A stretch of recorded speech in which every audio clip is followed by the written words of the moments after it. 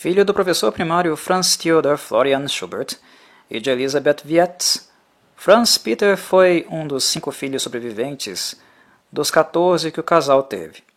Seu pai teve sempre o desejo obsessivo de que Franz também fosse professor, o que causou discussões entre eles que nunca chegaram a se resolver completamente. O pai de Schubert tocava violoncelo. Ignaz, o mais velho dos irmãos, tocava piano. Ferdinand, o segundo mais velho, dedicava-se ao violino. Mas apenas Franz era músico da cabeça aos pés.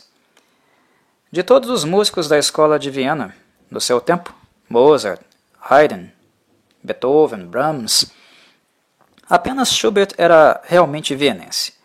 Seu pai era natural da Morávia e a mãe da Silésia, mas Franz nasceu em Viena, na rua Himmelpfortgraund, em 31 de janeiro de 1797.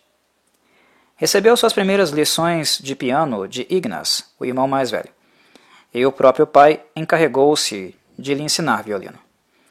No entanto, aos 6 anos, o pequeno Franz tinha evoluído tanto que o pai, vendo que o menino poderia ser um bom músico, decidiu que ele deveria continuar seus estudos em uma escola. Ignaz foi o primeiro a perceber o talento do irmão, já que, como ele próprio conta, poucos meses depois de ter começado a lhe dar aulas de piano, ele já havia evoluído tanto que Ignaz pouco tinha a lhe ensinar. Como era pobre, a família teve de procurar um professor modesto para levar a cabo essa tarefa. A escolha recaiu em Michael Hauser, um professor da paróquia, que ficou muito satisfeito com o convite. Mas, pouco tempo depois, comunicou com assombro ao pai e ao irmão que já nada poderia ensinar ao menino que ele não soubesse. Aos 10 anos, Schubert já tentava compor. Felizmente, em maio de 1808, apareceu um anúncio que solicitava 2 cantores jovens para a capela da corte. Os candidatos deveriam ter menos de 10 anos e alguns conhecimentos de música. Franz preenchia todas as condições requeridas e foi admitido na capela. Durante o período de 1808 a 1813, permaneceu no Convict, um internato estatal, como cantor e estudante de música. Quando chegou o momento do exame, foi o famoso maestro Salieri quem o admitiu. Para sopranos, os melhores são Franz Schubert e Francesco Muner, ele escreveu. A função dos pequenos cantores e músicos era acompanhar o serviço religioso de domingo e as festividades religiosas. Graças a Innocent Lang, diretor do colégio, e aos alunos, que, como vimos, eram cuidadosamente escolhidos, a pequena orquestra da capela de Convict ganhou rapidamente boa reputação. Um acontecimento fora do comum acabou influenciando bastante a formação de Schubert. Um de seus colegas regressou das férias com as partituras das sinfonias de Beethoven na mala. Para juntar dinheiro suficiente para comprar essas partituras, tinha vindo a pé de Linz até Viena. Era um verdadeiro amante da música e seria o primeiro amigo de Schubert. Chamava-se Spaun. Era mais velho que Schubert e manteve a amizade com o compositor até o final de sua vida. Spaun foi também quem nos deixou a maior quantidade de dados e recordações sobre a vida de Schubert. Através dele sabemos que gostava acima de tudo de determinadas obras. Os adágios das sinfonias de Haydn, a sinfonia em sol menor de Mozart, a sinfonia em ré e a sinfonia em lá de Beethoven, embora mais tarde viesse a preferir a sinfonia em dó menor. Um dia, quando acabaram de executar a abertura da ópera As Bodas de Fígaro, Schubert exclamou entusiasmado: "É a mais bela de todas as aberturas." E rapidamente retificou: "Quase me esquecia da abertura de A Flauta Mágica." Em 1809, seu talento musical já era reconhecido, recebendo o adjetivo de notável nos relatórios sobre os alunos. Em 1810, Schubert escreveu sua primeira obra, embora sem dúvida já tivesse composto outras anteriormente que não chegaram até nós. A precocidade de Schubert é comparável à de Mozart, Beethoven ou Haydn, se nos ativermos, no caso de Mozart, ao valor real de suas obras. Logo em seguida, Schubert começou a compor música para quartetos de cordas, o que demonstrava seu verdadeiro amadurecimento musical. Como não é possível atribuir uma data exata aos seus primeiros quartetos, podemos dizer que devem ter sido compostos pelo menos em 1811. Sabemos, através de algumas cartas dirigidas ao irmão Ferdinand, que Schubert compôs alguns de seus primeiros quartetos para cordas, que interpretava em casa, quando estava de férias ou quando tinha alguns dias livres no seminário. Em uma dessas cartas dizia ao irmão: "Fiz a parte do violoncelo o mais difícil possível, para que papai possa tocá-la." Quando o compositor mostrou esses primeiros trabalhos a Spawn, o amigo ficou espantado e a amizade se transformou em grande admiração. Foi ele quem proporcionou a Schubert, além do reconhecimento de seu talento, o que lhe era inalcançável economicamente: papel de música. Dava-lhe também muitos conselhos sobre o que devia ler e quais os poetas que mais poderiam lhe interessar. Os mestres, que já o admiravam, procuravam lhe dar um novo professor de piano, o Zicka, que se encarregou de lhe ensinar harmonia e baixo contínuo. Depois das primeiras horas de aulas, o Zicka exclamou: "Já não lhe posso ensinar nada. Foi Deus que lhe ensinou tudo." Schubert começou então a receber aulas de harmonia e composição 2 vezes por semana com o mestre Salieri. Parece, no entanto, que não deu muita importância a esses estudos, e além disso, eles se iniciavam justamente quando o jovem estava prestes a deixar o convict devido à idade.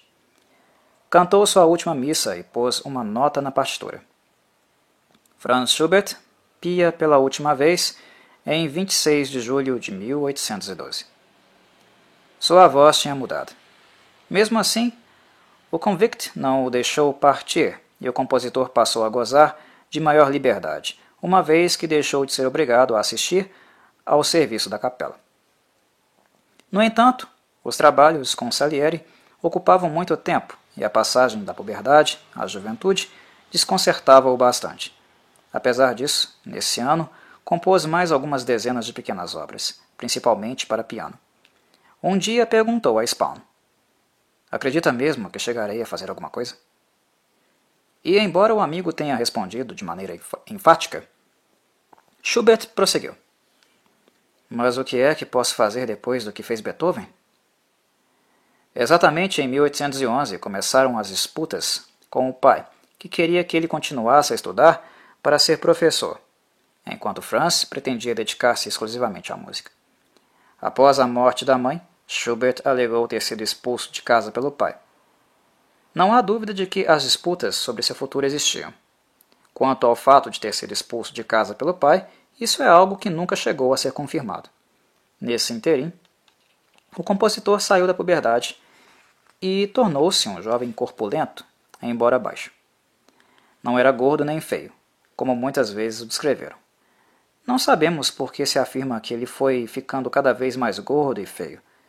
Em 1813, Schubert compôs sua primeira sinfonia e mais de 60 obras, mas em 23 de novembro abandonou o colégio. Não se sabe por quê. O pai aceitou-o de volta em casa. Esperava que ele o ajudasse em suas tarefas de ensino? De fato, Schubert ingressou na escola normal e durante um ano preparou-se para ser mestre-escola. Enquanto cumpria seus deveres de estudante, Schubert já pensava na composição de uma ópera, O Castelo de Prazer do Diabo, que concluiu em 14 de maio, entregando-a imediatamente a Salieri. Depois terminou a composição de uma missa em 2 meses. O compositor estava feliz, sobretudo devido à estreia da ópera Fidelio, de Beethoven, a qual assistiu à custa de ter vendido todos os seus livros, incluindo o de estudos. Compôs a missa em Fá maior, e depois de ouvir a ópera de Beethoven, reescreveu sua ópera O Castelo de Prazer do Diabo. Não há dúvida de que Fidelio teve um forte impacto sobre ele. Na mesma noite em que estreou a missa em Fá maior, sua primeira grande estreia, escreveu um Lied, a partir de um texto de Schiller. A Donzela e o Estrangeiro. E 2 dias depois, compôs outro com base na obra Margarida na Rocca, de Goethe. Nessa época, Schubert tinha 17 anos e escreveu um dos Lieder mais belos e profundos que se conhecem. O segredo dessa sua atividade está certamente no amor. Sua missa em Fá maior foi cantada por uma jovem de 16 anos, uma conhecida sua, e alcançou um verdadeiro sucesso. No final do mês de outubro, depois de reger a obra várias vezes, começou suas aulas como professor. O salário que recebia era uma miséria, suficiente apenas para comprar uma libra de pão. O único recurso que tinha para viver era dar aulas de música. Mas Schubert não tinha muito jeito para o ensino e não gostava de dar aulas. Cumpria o seu dever, mas dedicava todos os minutos que lhe sobravam à composição. Em termos musicais, o biênio 1815-1816 foi o período mais fecundo de Schubert. O quarteto familiar reunia-se 2 vezes por semana, reforçado por antigos colegas do Convict, que substituíam qualquer membro da família que não tivesse conhecimentos suficientes para levar a cabo a tarefa. Chegaram inclusive a executar algumas sinfonias de Haydn, Mozart e Beethoven. Schubert escreveu, para esse grupo, algumas de suas obras sinfônicas, tal como fazia no passado. Começou a ter meios irmãos. O pai já tinha se casado novamente havia algum tempo. Schubert abandonou definitivamente a casa. Seu círculo de bons amigos estendeu-se, e Meinhofer, Hautenbrenner e Schobert juntaram-se a Spaun. Esses amigos tiveram um papel importante na sua vida. Schubert continuava obcecado pela ópera e acumulava libretos. Os amigos de Salamanca, Fernando, etc. Embora não tenha chegado a compor para muitos deles e interrompesse a obra para iniciar outras, que nunca terminava. Os Lieder acumulavam-se no seu catálogo. Até o fim da vida compôs mais de 600 Lieder e 130 obras para combinações vocais diferentes.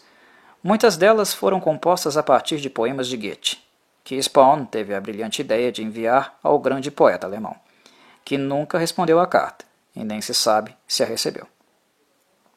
Supõe-se que Zelter, o grande e pedante assessor musical do poeta, que se encarregava de tudo relacionado a essa arte, a tenha desprezado, como sempre, sem mostrá-la a Goethe.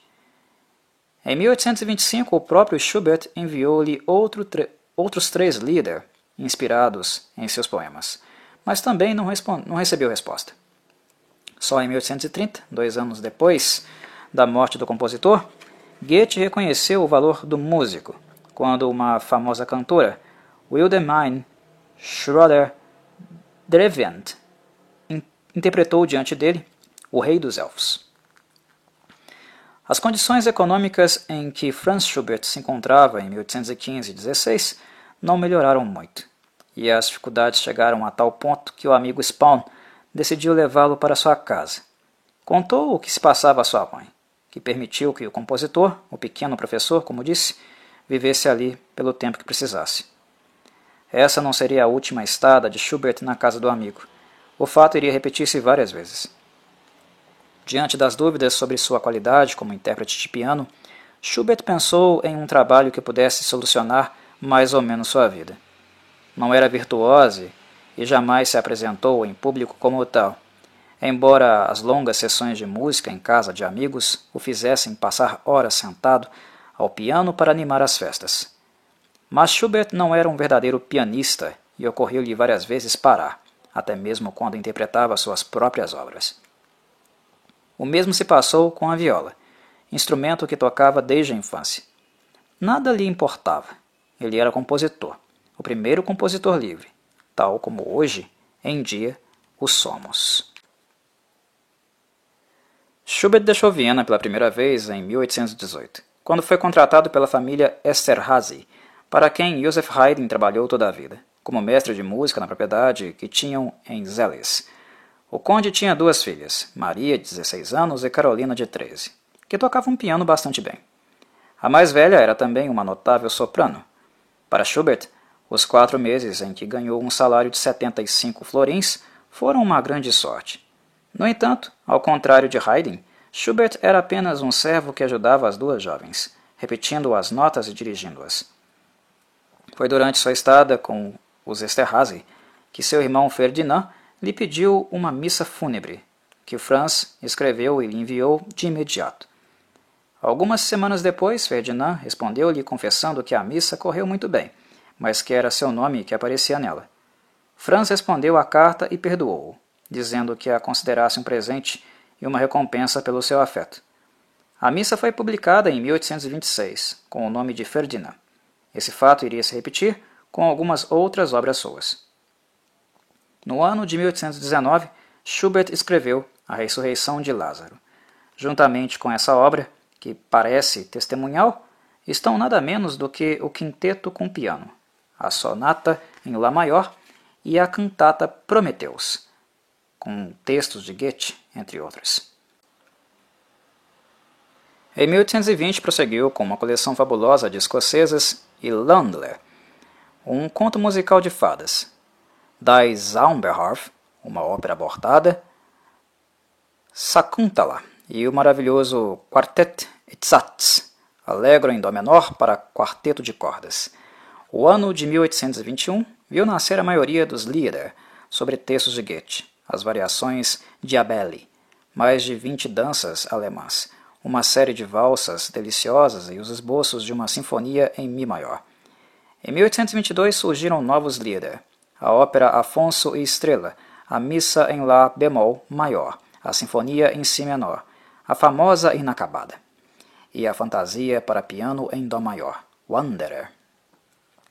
Em 1823, novas valsas, danças alemãs e escocesas, uma ópera intitulada Ferrabras, fragmentos de algumas outras que permaneceram incompletas, e os maravilhosos ciclos A Bela Moleira e Das Wander, A Viagem. Com tudo isso, ainda lhe sobrou tempo para criar a música para o drama romântico Rosamunda, Princesa de Chipre. O ano de 1824 começou com o octeto em Fá maior, para sopros e cordas, o quarteto em Lá menor e o quarteto em Ré menor, A Morte e a Donzela, e terminou com a sonata para piano e a Pedione em Lá menor e os momentos musicais. No início do ano seguinte vieram novos e importantes Lieder. Na primavera compôs a sonata em Dó maior para piano, a Relíquia. Aqui se seguiu uma nova sonata em Lá menor para o mesmo instrumento, a Sinfonia Gastein, uma obra que se perdeu, e a sonata em Ré maior para piano.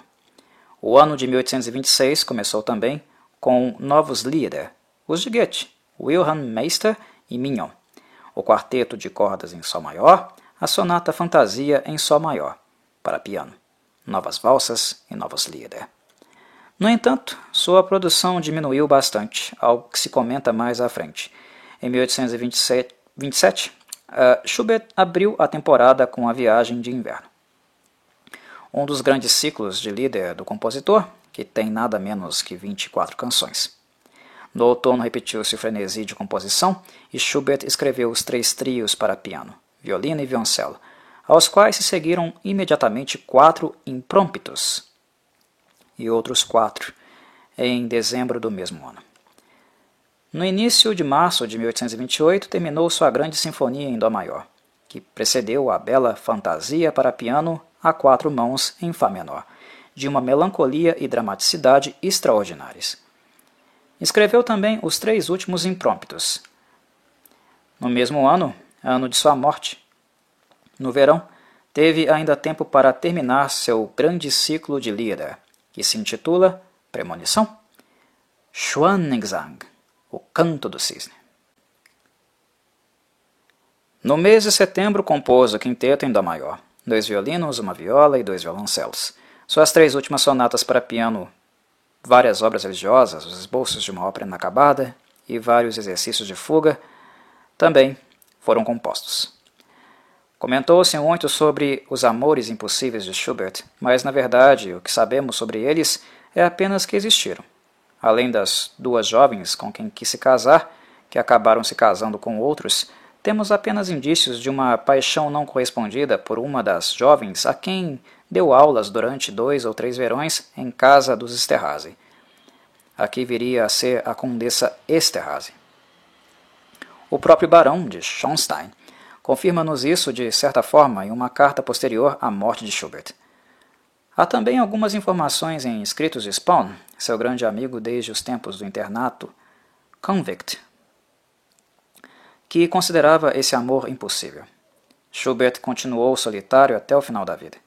Depois do enorme esforço que o compositor fez para terminar, no verão de 1828, todas as obras acima citadas, a Sinfonia em Dó, as Canções do Futuro, o Canto do Cisne, as 3 sonatas para piano, etc., Schubert chegou ao outono cansado. Decidiu então mudar de residência e viver na casa do irmão Ferdinand. Mas longe de ficar melhor, piorou. Sentia tonturas e agarrou-se à ideia fixa de que tinha sido envenenado. Um mal-estar físico que também julgou ter-lhe acontecido durante sua estadia em Zelles. Em 10 de novembro foi diagnosticada a febre tifoide. Schubert queria ouvir música, e 3 dos amigos interpretaram o quarteto em dó sustenido menor, de Beethoven. Foi a última música que ouviu. Vários médicos foram chamados, e um deles, especialista em doenças venéreas, confirmou que seu enfraquecimento se devia a uma velha lesão sifilítica que a tifoide desencadeara. Depois desse diagnóstico, restavam poucas esperanças. Franz perguntou ao irmão: será que não mereço um lugar na terra? Feito o diagnóstico, Franz olhou para o médico e disse: é o fim. Tinha 31 anos. Em 19 de novembro, às 3 da tarde, adormeceu, e a expressão do seu rosto nunca mais se alterou, indicando que tinha partido, com doçura e sem luta. Conta o amigo Spaun em suas memórias.